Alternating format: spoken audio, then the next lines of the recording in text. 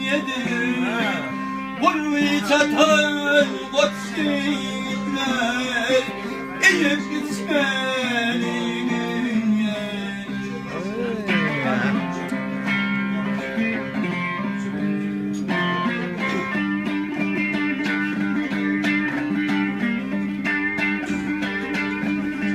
Ay hiç kim bunday tutmal olayım Sağ pillemi bitsin barım Onca toprak nerede kanun Taşlap gitmeliyim Hey. Oraya gel.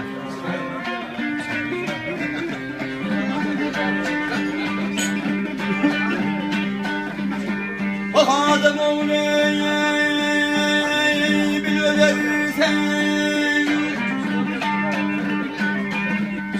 Bak şu dünyanın kamını yersen Şimdi çökleri katilirsen Yerde yatma dünya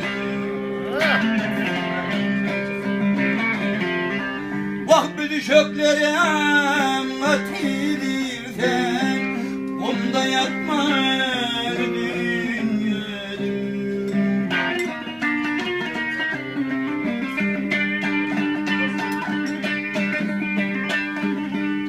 Ne un saldın ey başımdan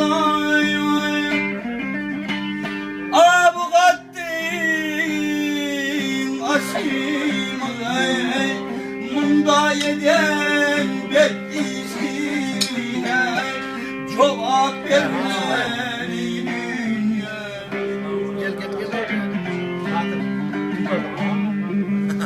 Mahtım uli okan kurban Allah'dan diler iman Bayırın gönser insane İditmeli dünya Haydi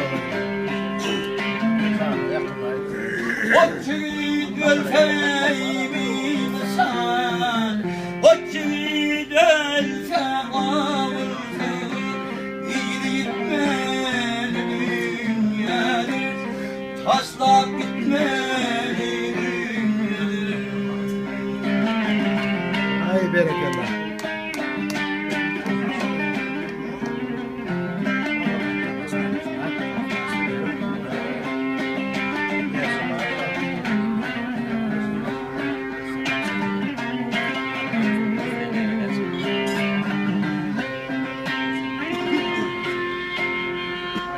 Hay berekallah.